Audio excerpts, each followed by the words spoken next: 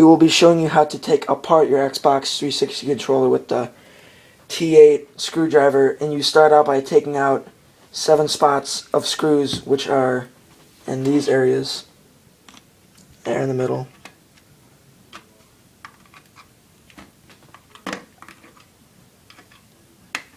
And those are the spots. Now we will begin taking apart the remote Xbox 360 controller.